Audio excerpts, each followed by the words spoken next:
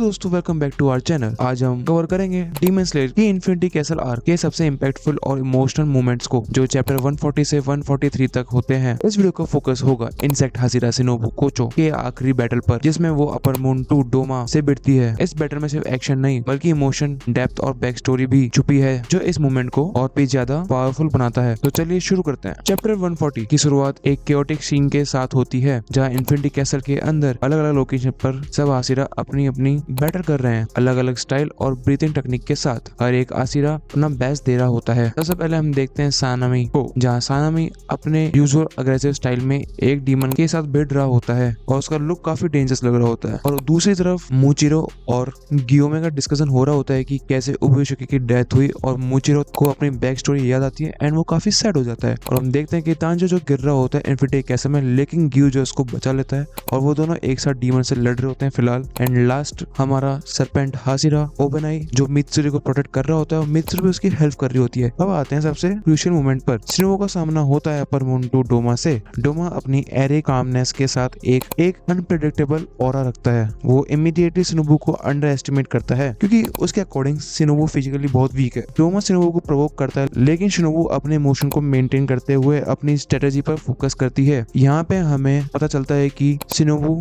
Physically कमजोर होने के बावजूद अपनी नॉलेज और पॉइजन स्किल्स पर पूरा भरोसा करती है। इस बैटल में एक और इमोशनल लेयर तब ऐड होती है जब डोमा शिनोबु को याद दिलाता है कि उसने उसकी बड़ी बहन कोचो को मारा था। कनाए एक सॉफ्ट हार्टेड और केयरिंग पर्सन थी जो डीमन को भी पिटी करती थी। डोमा काफी छोटी सी स्माइल के साथ कनाए को याद करता है, जैसे वो उसका मजाक उड़ाते हुए दिख रहा हो। डोमा की अपनी बैक स्टोरी भी काफी क्रीपी है। जब वो छोटा था तब उसने इमोशंस को कभी समझा ही नहीं। उसके लिए इमोशन एक फेस है, यानी कुछ नहीं है, और वो एक ऐसे कल्ट का लीडर था जो इंसानियत को गॉड के लेवल पर रखती थी। डोमा अपने ट्विस्टेड बिलीफ सिस्टम के साथ ह्यूमंस को कंज्यूम करता एक डिवाइन एक्ट समझता है। शिनोबु को पता है कि वो डोमा से फिजिकली मैच नहीं कर सकती, इसलिए उसने अपनी बॉडी में इतना पॉइजन इंजेक्ट कर रखा है कि अगर डोमा उसे एब्जॉर्ब करता है तो वो खत्म हो जाएगा। उसकी स्वॉर्ड में भी हाई लेवल पॉइजन है जो डायरेक्टली डोमा की बॉडी में इंजेक्ट हो रहा है। जब डोमा ने शिनोबु को उसकी बहन कनाए का मजाक उड़ाते हुए प्रोवोक किया तो वो मूवमेंट काफी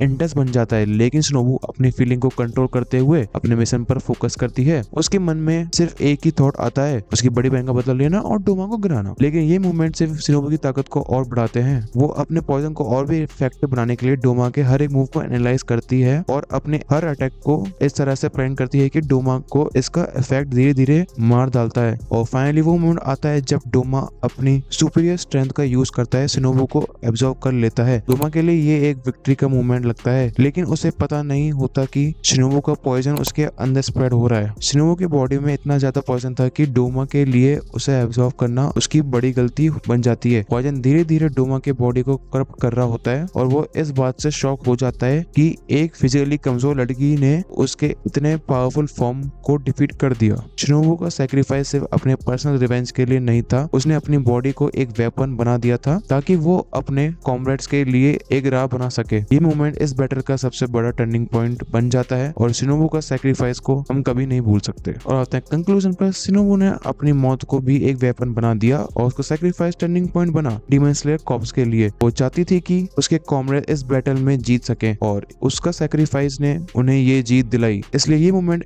एक बहुत यूनिक मोमेंट है। तो गाइस ये था आज की वीडियो के लिए। आई होप तुमको वीडियो अच्छी लगी होगी। चिंता मत करो, मैं इसके और भी पार्ट्स लेके आने वाला हूँ, तो इस वीडियो को लाइक कर देना यार। और मैं मिलता हूँ अगली वीडियो, तक के लिए बाय बाय।